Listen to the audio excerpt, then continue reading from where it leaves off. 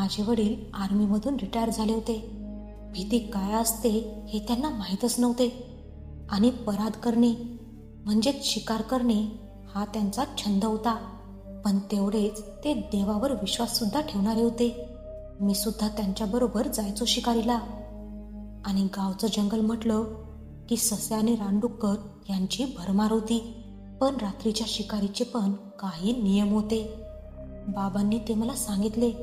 काही जागेवर तुला 2 ते 3 ससे खेळताना दिसतील, पण जे जाणकार शिकारी आहेत ते म्हणतात अशा ठिकाणी भूत असतं.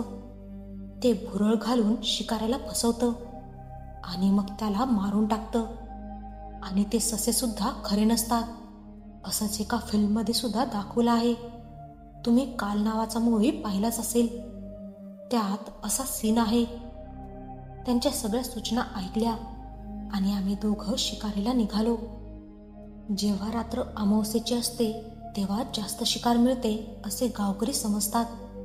म्हणून आम्ही पण अमावस्येच्या रात्रीच निघालो होतो. अंधार एवढा होता की एका फुटावरचं सुद्धा नीट दिसत नव्हतं. अचानक समोरच असलेल्या एका झुडपामधून सळसळण्याचा आवाज झाला. बाबांनी मला सांगितले की तू इथेच उभा राहा. मी हळूच मागून जातो आणि तिथे जाळ लावतो आणि तुला बॅटरी चालू बंद करून सिग्नल देतो. माझा सिग्नल भेटताच तू त्या झुडपाजवळ ये आणि जोराने टाळी वाजव. म्हणजे लपलेला प्राणी विरुद्ध दिशेने पळेल आणि लावलेल्या जाळ्यात अडकेल. आमचा प्लान पक्का झाला आणि बाबा हळूच धक्क्या पावलाने तिथे गेले. मी तिथेच दबा धरून बसलो होतो.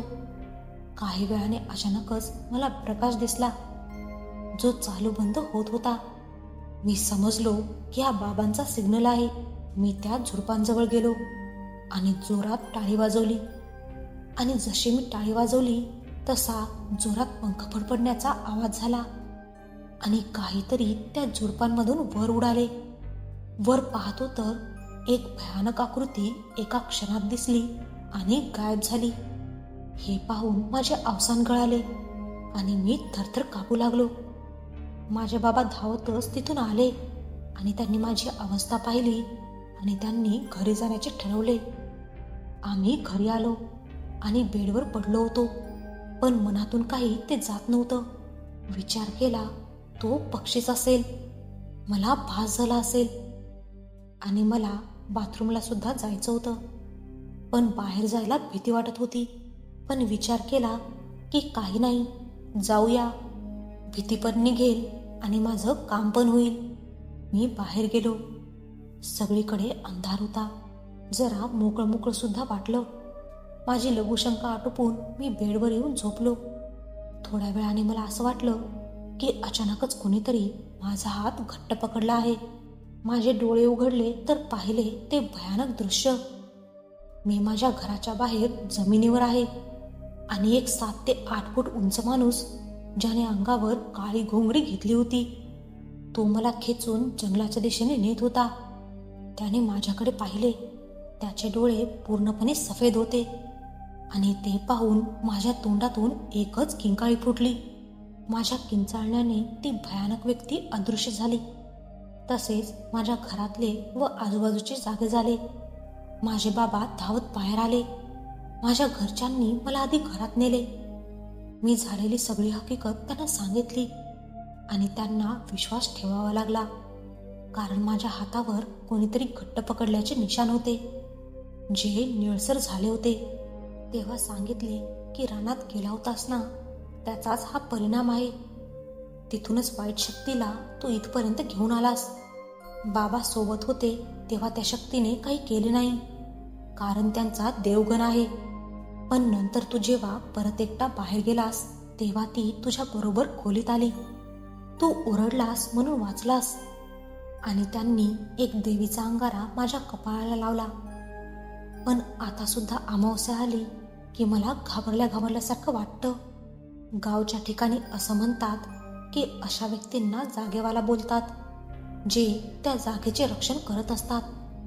आपण त्यांच्या वाटेला आलो किंवा कामात अडथळा निर्माण केला तर ते त्याची शिक्षा आपल्याला देतात. म्हणूनच मित्रांनो, पुढच्या वेळी गावाला जाल तेव्हा अशा कोणत्याही ठिकाणी जाऊ नका जे तुम्हाला माहिती नसेल. काळजी घ्या आणि आयुष्य एन्जॉय करा.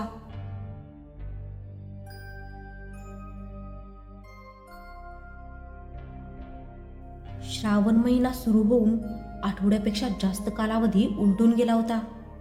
तरी पावसाची स्थिती मात्र मागील वर्षापेक्षा यावेळी जरा जास्तच होती. अधूनमधून काही क्षणांसाठी उन्हाचे कवडसे नजरेस पडायचे.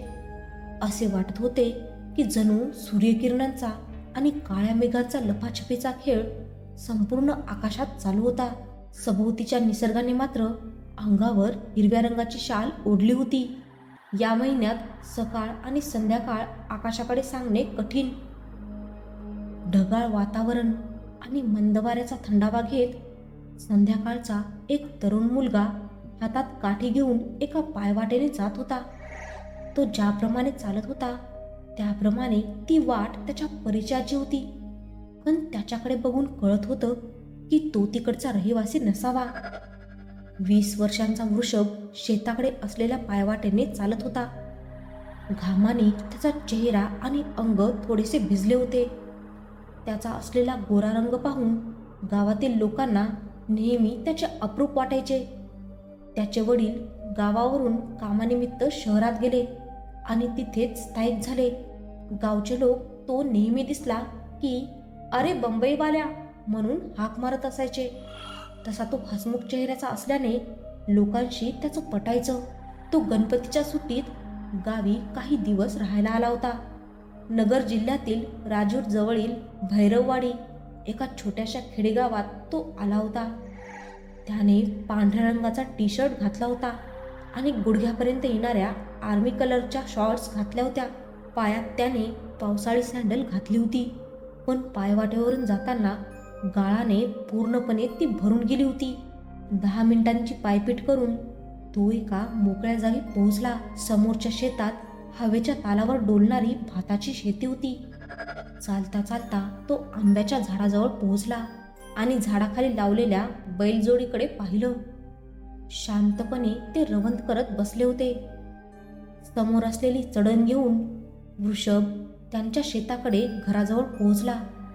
ते शेताकडेच्या घराला झाप म्हणायचे. झापावर जास्त कोणी राहत नसे, पण कधीकधी वृषभच्या काकांची मुले रात्री झोपण्यासाठी तिथे यायचे. आज पण ते रात्री झोपण्यासाठी आले होते. त्याच्या काकांना 2 मुले होती. दोघांचेही वय आसपास वृषभ एवढेच होते. घराजवळील मोकळ्या अंगणात बसलेल्या सागरला पाहून त्याने हाक मारली, सागर, अरे सागर, काकांनी तुम्हाला मला घ्यायला पाठवलं आहे. जेवण बनवून झाले म्हणाले. सागर आणि गौरवला घेऊन ये. हातात पाण्याचा ग्लास घेऊन गौरव झापाबाहेर आला. पाण्याची चूळ भरून त्याने अंगणात एक पिचकारी मारली. अरे वृषभ, या सागरला घेऊन जा, लय दमलाय काम करून. सागरला टोमणा मारत गौरव म्हणाला. गौरव वयाने तिन्ही भावांमध्ये छोटा असल्याने सगळी कामे बिचाऱ्या गौरवलाच करावी लागायची. ठीक आहे सागर, चल सोबत जाऊ आपण घरी. वृषभ सागरकडे बघून म्हणाला. एक मोठा आळस देत त्याने हाताची बोटे मोडली आणि गौरवला म्हणाला, गौऱ्या, गौऱ्या, बैलांना पाण्याला घाल आपल्या विहिरीवर आणि घेऊन ये त्यांना. हे बोलून सागरने पायात चपला घातल्या आणि घराच्या दिशेने निघाला. त्याच्या मागोमाग वृषभ सुद्धा चालू लागला. वृषभचे डोळे त्या अविस्मरणीय निसर्गाचा आनंद घेण्यात मग्न होते आणि कानाने विविध पक्ष्यांचे आवाज ऐकण्यात तो हरवून गेला होता. त्या ओल्या मातीचा सुगंध घेता घेता घराजवळ ते कधी पोहोचले हे वृषभला कळलंच नाही. रात्रीचं जेवण करून झालं होतं आणि ठरल्याप्रमाणे गौरव आणि सागर हे दोघेही हातात एक मध्यम आकाराची टॉर्च घेऊन आणि छत्री घेऊन निघाले. इतक्यात वृषभ काकांना म्हणाला, काका, मी पण जाऊ का झापावर या दोघांसोबत? इतक्यात हात पुसत बाहेर आलेले वृषभचे बाबा त्याला म्हणाले, बाळा, झोप येईल का तुला तिथे? आणि तिकडे रात्रीची लाईट नसते, त्यामुळे दिव्यांच्या प्रकाशात झोपावं लागेल. चालेल पप्पा, जाऊ द्या ना मला. वृषभ हट्ट करू लागला. दादा जाऊ देत नाही इच्छा आहे तर. तसं पण पुढे आपल्यानंतर यांनाच तर सगळं सांभाळायचं आहे. त्याच्या काकांनी त्याच्या हट्टाला दुजोरा दिला. बाबांची परवानगी मिळाली आणि त्यानंतर तिघेही शेताकडे घराच्या दिशेने चालू लागले. आकाश सध्या मोकळं झालं होतं. कुठेही पावसाचे गडद ढग नव्हते. ते ढग नाहीसे होऊन मंद चंद्राचा प्रकाश रात्रीची शोभा वाढवत होता. रस्त्यावरून चालताना गावाची हद्द संपत होती. जसजसं ते शेताकडच्या घराकडे जात होते तसतसं रातकिड्यांचा आवाज ऋषभच्या कानात अधिकच गुंजारत होता. सर्वेश्वराच्या मंदिरापर्यंत पोहोचण्यापर्यंत ऋषभला कशाची भीती वाटली नाही, कारण रस्त्याला एखाद दुसरा माणूस दिसायचा. रातकिड्यांचा तो कर्कश आवाज, अधूनमधून ऐकू येणारी घुबडाची घुटकार आणि समोरील गडद अंधार, ह्या गोष्टी त्याच्या हृदयाच्या ठोक्याला अजूनच गतिमान करत होते. सागरकडे टॉर्च असल्याने पायवाटेने बिनधास्त चालत होता. त्याच्या मागे वृषभ आणि त्याच्या मागे गौरव असे तिघेही समोरची वाट तुडवत झापाच्या दिशेने चालत होते. चालताना अंगावर येणारा गार वारा आता मात्र जणू टोचल्यासारखा भासत होता. पायवाटेवरून चालताना सकाळच्या वेळी अगदी मन प्रसन्न करणारे ते भाताचे शेत रात्रीच्या वेळी मात्र अगदी भीतीदायक भासत होते. वाऱ्याने होणारी त्या शेतांची हालचाल आता मात्र वृषभच्या मेंदूत काल्पनिक आणि भीतीदायक विचारांना निर्माण करण्याचे बळ देत होते. चढण चढल्यानंतर वृषभला घरासमोरील असलेला बल्ब बघून थोडासा दिलासा मिळाला. गौरवने दरवाजा उघडला आणि दोघेही आत गेले. पण वृषभ बाहेरच उभा राहिला, एकटक त्या आंब्याच्या झाडाकडे पाहत. जणू काही एक अनामिक ओढ त्याला जाणवत असावी. हळूहळू त्याची पावले घराकडे न वळता झाडाकडे वळू लागली. इतक्यात सागरने वृषभला हाक मारली आणि तो भानावर आला आणि पाहिलं तर आधीपेक्षा 5-6 पावले तो घरापासून दूर आहे. पण तो तिथे कसा आला हे त्याला काहीच आठवत नव्हतं. वृषभने दाराजवळ ठेवलेल्या पातेल्यातल्या पाण्याने पाय धुतले आणि सरळ घरामध्ये निघून गेला. शेताकडच्या घरातील छतापासून 2 फूट खाली लागलेल्या त्या बल्बवर लहान पाखरं गोल गोल घिरट्या घालत होते. वृषभला झोप येत नव्हती. त्याच्या मनात सारखा सारखा हाच प्रश्न येत होता की घरात येण्याआधी नेमकं झालं तरी काय. हा विचार करता करता तो कूस बदलत होता. पण त्याची झोप मात्र केव्हाच उडून गेली होती. अंगावरची गोधडी त्याने बाजूला केली आणि चुलीजवळ हलकं पेटलेल्या लाकडांची ऊब घेण्यासाठी तिकडे जाऊन बसला. गौरव आणि सागर अगदी कसलाही फिकीर न करता झोपले होते. अचानकच बल्बचा प्रकाश मंद आणि अधिक प्रकाशमय होऊ लागला आणि वृषभला काही कळणार इतक्यातच बंद झाला. घरात आता सगळीकडे अंधार होता. फक्त जळत असलेल्या लाकडाचा निखारा आणि जळत असलेले लाकूड तेवढंच त्याच्या डोळ्यांना दिसत होतं. वृषभला अंधाराची भीती कधीच वाटायची नाही, पण का कोण जाणे आजचा अंधार त्याच्या मनात दडलेल्या भीतीला बाहेर आणण्याचे काम करत होता. हळूहळू जाळपण कमी होऊ लागला आणि आता घरात अंधाराचे साम्राज्य पसरत होते. जसजसा खोलीतील अंधार वाढत होता ऋषभचे मन अधिकच कासावीस बनत चालले होते आणि समोरच्या अंथरुणात झोपलेल्या सागरला उठवायचे ठरवले. 2-3 वेळा चादर हलवून सागरने थोडी हालचाल केली आणि तोंडावरती घेतलेली चादर त्याने बाजूला केली आणि डोळे पूर्णपणे न उघडता ऋषभला प्रश्न केला, काय झालं रे तुला? झोप की, दिवा लावून दे ना, अशा अंधारात झोप नाही येणार मला. ऋषभने एकदम शांतपणे उत्तर दिले, ठीक आहे, लावतो मी. असं बोलून सागर जागेवरून उठला आणि चुलीच्या वरती ठेवलेल्या एका खोप्यात असलेल्या केरोसिनचा दिवा बाहेर काढला. चुलीजवळच पडलेल्या माचीसने त्याने तो दिवा पेटवला. दिव्याच्या प्रकाशाने वृषभला जरा बरं वाटलं. वृषभने सागरला उठवल्याने त्याची पण झोपमोड झाली होती. थोड्या वेळाने दोघांच्याही बोलण्याच्या आवाजाने गौरवला पण जाग आली आणि तो पण उठून बसला आणि वैतागून म्हणाला, काय र, काय चाललंय तुमचं? मस्त झोप लागलेली झोपमोड झाली माझी. अरे गौऱ्या, या वृषभला झोप येत नाहीये. सागरने वृषभकडे बघत बोलणं सुरूच ठेवलं. एकतर झोप येणार नाही, परत रात्रभर काय करायचं? आता काय करायचं मग? सागर त्याच्या अंथरुणावर जाऊन बसून म्हणाला, एक काम करूयात, या वृषभला आपण गावच्या भूताच्या गोष्टी सांगूयात. ही गोष्ट ऐकताच वृषभने दीर्घ श्वास घेतला आणि म्हणाला, ठीक आहे, मला आवडेल गावच्या भूताटकीच्या गोष्टी ऐकायला. वृषभने गंभीरपणे उत्तर देऊन त्यांच्या प्लॅनला मान्यता दिली. पण वृषभच्या मनात मात्र वेगळे चित्र होते. भीतीने त्याच्या हृदयाचे ठोके आता हळूहळू वाढू लागले.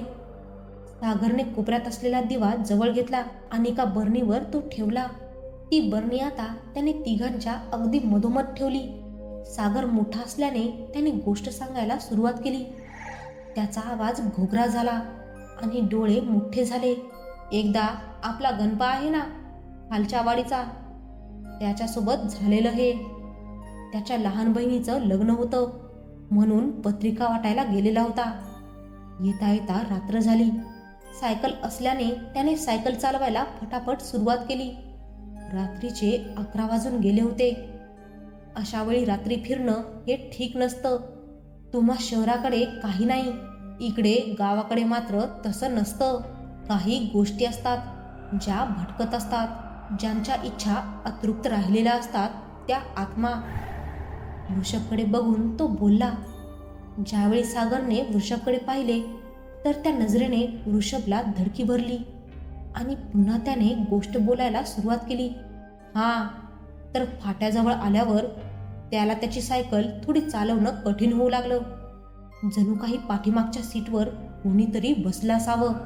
पण त्याने मागे वळून पाहिलं तर कोणी नव्हतं. तो घरी आला आणि दार वाजवलं. त्याच्या बायकोने दरवाजा उघडला, पण नेहमीसारखी ती खुश नव्हती. तिने गणप्याला एकच प्रश्न विचारला, तुमच्या सोबत आलेली ही बाई कोण आहे? हे ऐकून गणप्याने मागे पाहिलं तर त्याच्या सायकलच्या मागच्या सीटवर एक बाई बसलेली दिसली. तिला पाहताच गणप्या बेशुद्ध पडला आणि हवेतच ती बाई अचानक गायब झाली. सागरने जशी गोष्ट संपवली तशी घरामध्ये पूर्णपणे भयान शांतता पसरली. गौरवला ही गोष्ट माहिती असल्याने त्याला एवढी भीती नाही वाटली, पण वृषभ नवीन होता. हे सगळं ऐकून त्याचे हातपाय गोठले होते जणू. भीतीने त्याने बाजूला ठेवलेल्या तांब्यातले सगळे पाणी घशाखाली घातले. घरात पुन्हा शांतता पसरली.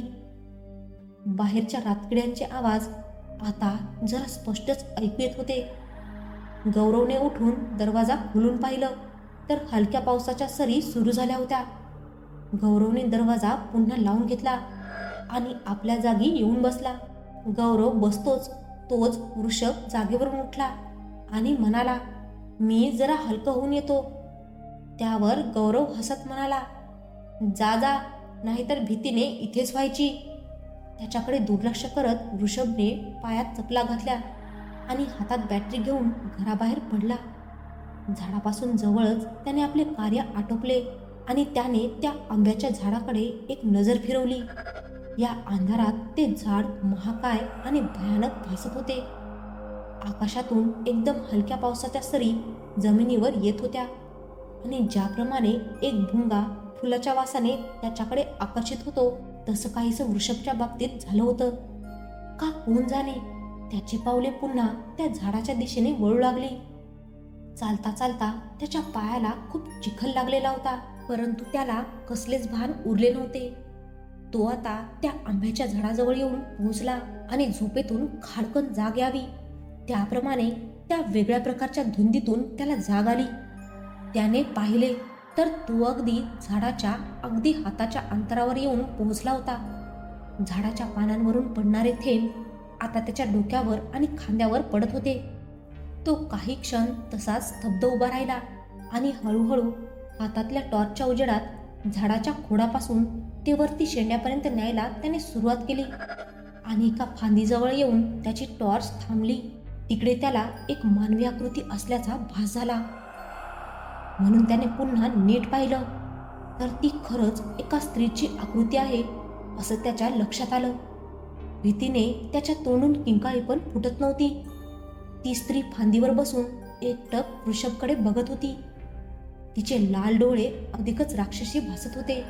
तिचा चेहरा पूर्णपणे डोक्याच्या पुढच्या भागाच्या केसांनी झाकला होता. फक्त तिचे डोळे आणि ओठांचा भाग दिसत होता. तिच्या चेहऱ्यावर एक वेगळेच भयानक हास्य होते.